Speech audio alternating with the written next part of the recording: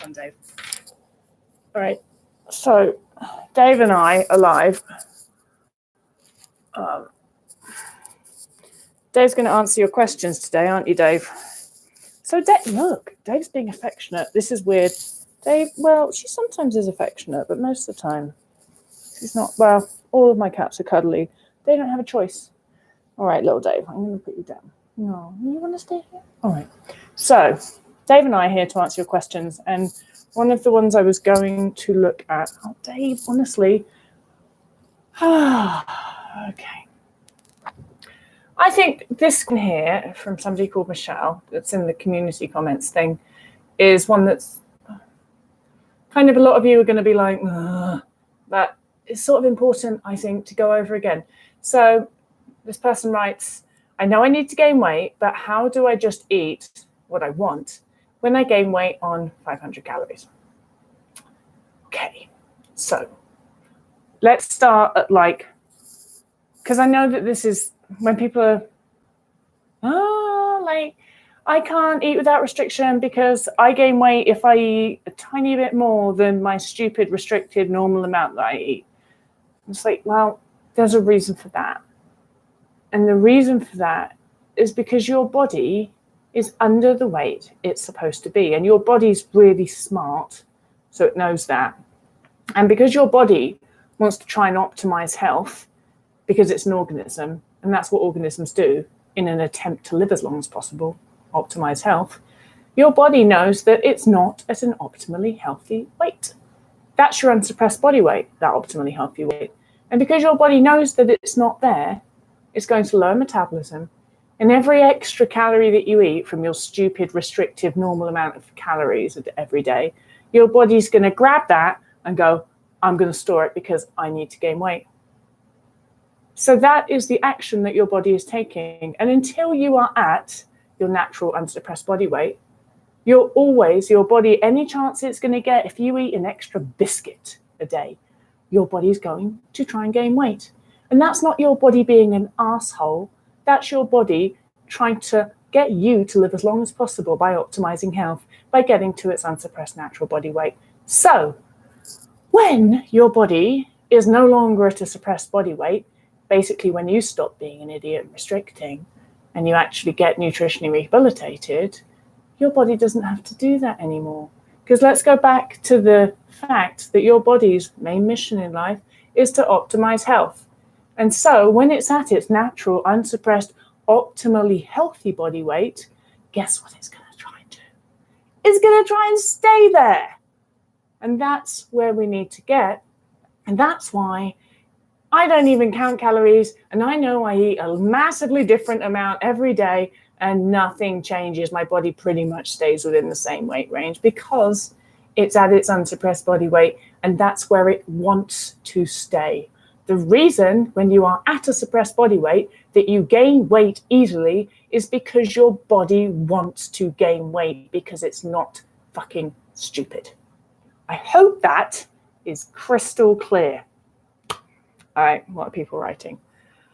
I'm a mom, and I know this sounds ridiculous, but a lot of the times I feel like I don't have time to recover. I mean, there's a certain amount of stress that comes with challenging fear foods, etc. I'm already stressed to the max. Can't imagine trying to recover and dealing with all of that. Makes no sense. It definitely doesn't make any sense because you know what is stressful? Having an eating disorder is stressful. It's really stressful and it's really time consuming.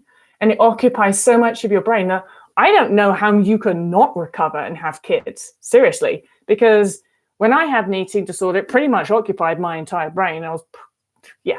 So recovery, there's always people talking about, recovery is so stressful. You know what? Recovery isn't stressful. Recovery is relaxing and eating and stopping all of the planning and stopping all of the overthinking and stopping all of the eating disorder bullshit that takes up a lot of your day. If you go into recovery, you're going to have a lot more time and you're going to have a lot more space and you're going to be a lot less stressed because restriction is very stressful for the body. And so when you're restricting, you're stressed as fuck. So if you want a lot of that anxiety and stress and that always feeling like I've got too much on and I'm really busy and I'm super anxious right now, the best thing that you could do would be to stop having an eating disorder. So recovery is not as stressful as having an eating disorder is, unless you're not committed to weight gain, which, by the way, is not recovery. That's a state of, I'm having an eating disorder, but I'm giving it the talk because I'm not really committed to it and I don't really want to do it. So I'm actually still restricting, just maybe not as much. That's super stressful as well, because that's an eating disorder. Okay. Recovery, the process of, well, fuck it, I'm going to gain weight and I'm going to get my body to its unsuppressed body weight and I'm going to trust my body and I'm going to stop questioning it and going to stop this stupid all the time. That's actually not very stressful. That is relaxing and eating. It's actually really fucking enjoyable. So for Christmas, give yourself a break and give your family a break as well. Because if you get recovered, you'll be able to give them so much more of this headspace than you probably are able to do currently. And you'll enjoy them and everything else in your life a lot more as well. Okay. I am 24, 10 months into recovery, and a few months ago, I passed the phase where I'm constantly hungry, and similarly, my weight has stopped increasing. But I have a big stomach. Should I be worried? No. I hate the thin privilege label. What are your thoughts on it? It's a thing. I mean, all of these sort of labels are really annoying, but it is a thing. And it is a thing that we need to address as a society so that we can recognize, oh, that's a thing and it's fucked up. A bit like racism. It's a thing. And it's a thing that a lot of us just want to be like, oh, I don't want to talk about that. It's kind of like deep and hard and like, oh God, it makes me feel like I'm being attacked because I'm white. It's still a thing that we have to name and address because it's fucked up. And we need to make it stop. And the only way that you can make things stop is by bringing it to people's awareness. There is a lot of unconscious bias that is the idea that thinner is better and fatter is not as good. And so we need to be able, the first step to being able to deal with unconscious bias that we have a culture is being able to recognize that it exists and to give it a name and be able to point it out, even when it's uncomfortable and we don't really want to, but being able to name it and point it out. And then we might start to be able to think and bring ourselves to be present about our unconscious bias and recognize our unconscious bias when it comes up in ourselves. And if we can do that as a culture, then we will actually start to obliterate it if we want to. All right. My daughter, 17, has atypical anorexia with binge-purge subtype. Can we stop her from binging like we do with other eating disorder behaviors? Can try.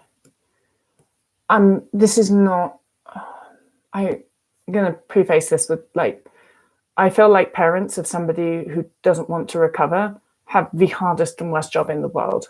You have an impossible job. I don't think it's possible to get somebody to recover if they don't want to recover. You can save their life. You can keep them at a state where they are not getting worse. Maybe you can keep their weight up by force feeding them and using threats and all of those things. But that's still you doing the work, and that's not recovery. That's just being you kind of like threatening somebody and keeping somebody at a weight. That's not them actually moving towards recovery. The only person that can move towards recovery is the person themselves. And so as far as a parent of a person who doesn't want to recover is concerned, that's the worst job in the world. It's impossible. Because you know that your person that you're supporting is only as sustainable as you are. You know, if you take your foot off the gas and if you're not watching every meal, and if you're not watching every behavior, they're just going to get more further into their eating disorder because they're not actually in recovery. They're just being pushed to be at a place that they don't want to be by you. So it's like you're trying to push water uphill, I think is what it feels like if you are a parent of a person with an eating disorder who doesn't want to recover. That said, you should and can only do your best. And just going to be brutally honest, and I can tell you that, so I think you said that your daughter's 24. When I was 24, there was shit my parents couldn't make me do.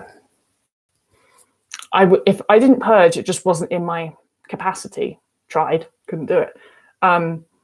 If I was a purger and my parents tried to stop me purging, I would have found a way to do it in the same way that because I was a compulsive exerciser, my parents did try and stop me compulsively moving, I still found a way to do it.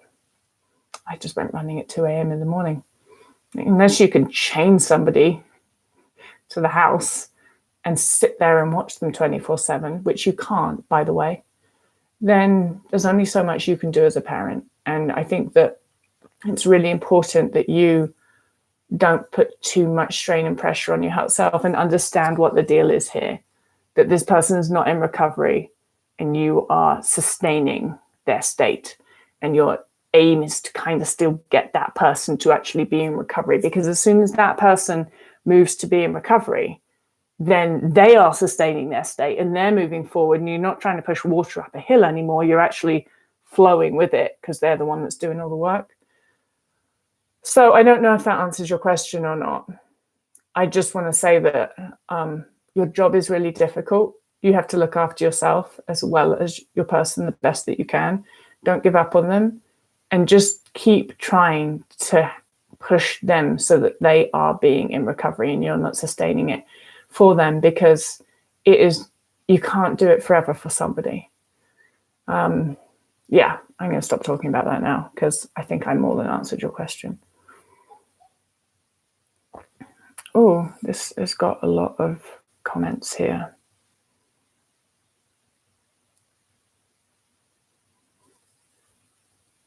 I can't read all of those, Meg. I'm trying to go backwards over them, but I think that's a little bit too much. So I'm going to read Josie. I'm 4 months into recovery and I became weight restored pretty quickly. And your advice on how to stop restricting and worrying about overshoot when trying to eat intuitively. I'm 4 months into recovery and I became weight restored pretty quickly. Weight restored according to whom? Any advice on how to stop restricting? So if you're still restricting, probably not weight restored, because restriction suppresses body weight. So if you're still restricting, you're probably not weight restored. And then you're going to be like, well, wait, I've gained weight. Why aren't I weight restored? You still, like, your body gets to decide when you're weight restored. And if you're still restricting, then how could you be at an unsuppressed body weight? Because the reason that you're restricting is because you're afraid you're going to gain more weight if you don't restrict. And if you would gain more weight because you didn't restrict, then you're not at your unsuppressed body weight yet, right? Advice on how to stop restricting. That's a really great question, and it's a really overly simplistic answer. You know how to stop restricting. It is a choice to restrict. You choose to do it. You have to choose not to do it. Restricting is more difficult than not restricting.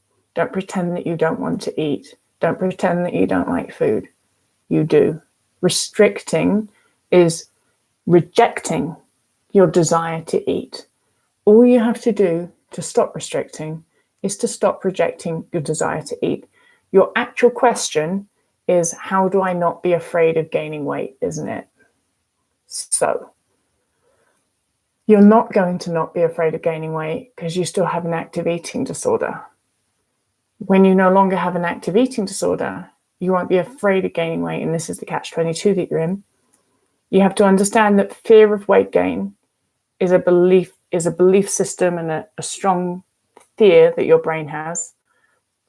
And the way that you teach your brain that it doesn't need to be afraid of weight gain is you stop acting as if you should be afraid of weight gain.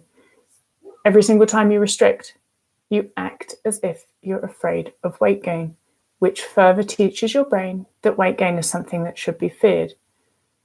And so your brain is going to be afraid of weight gain because you already taught it via your actions that weight gain is something to be fearful of.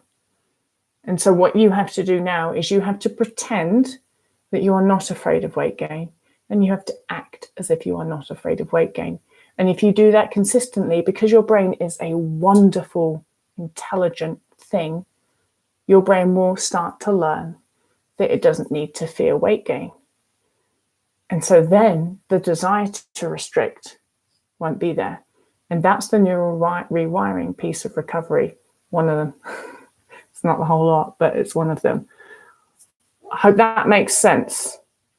But recognize that your desire to restrict is due to fear of weight gain. And the fear of weight gain there is because you've been restricting and teaching your brain when every time you restrict, teach your brain, oh shit, weight gain must be bad because otherwise my person won't be restricting. It's this big circle that we get sucked into. And the only way to stop the cycle is to stop acting as if you're afraid of weight gain. All right, guys. God, this is all quite heavy, isn't it? Somebody give me a light-hearted question. Ask me what I did with the doggies today or something like that. Sarah P. Oh, yeah.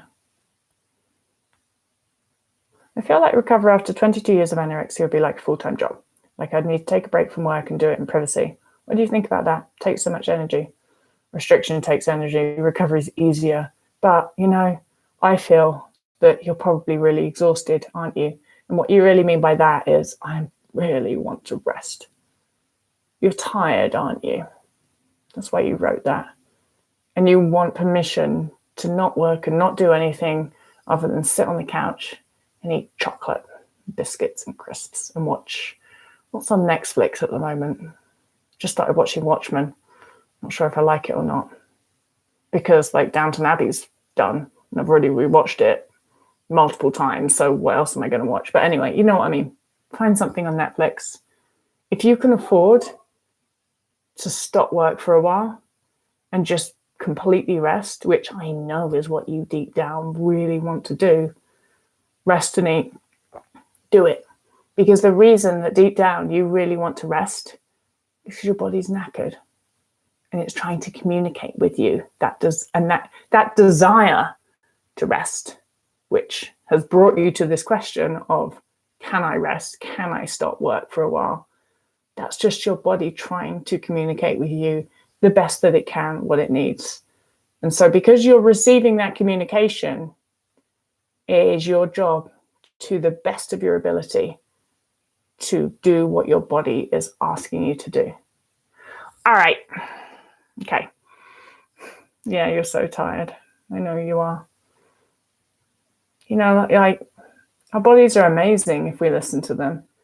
And the saddest thing about anorexia is it just made me not only disregard what the communications from my body, but it made me always kind of feel like I had to do the exact opposite. So if my body said to me, rest, I was like, fuck you, body, I'm getting up and I'm going for a run because I've got to teach you that I don't need to rest because that will make me weak.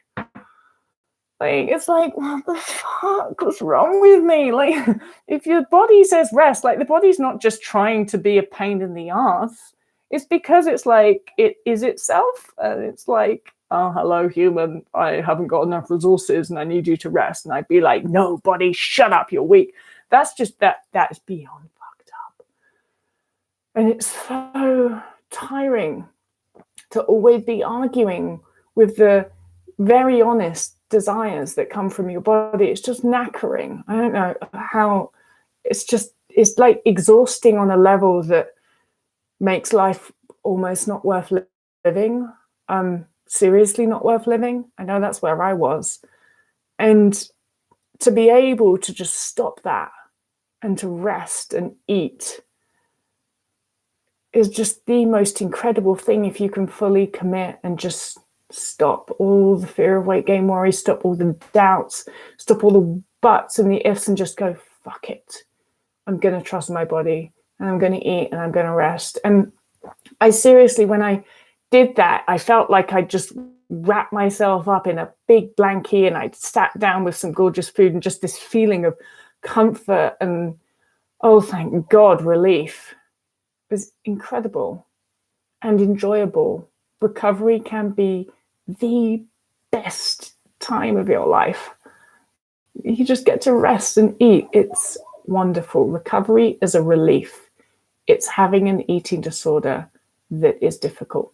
All right, guys, I gotta go. Lots of love. Bye.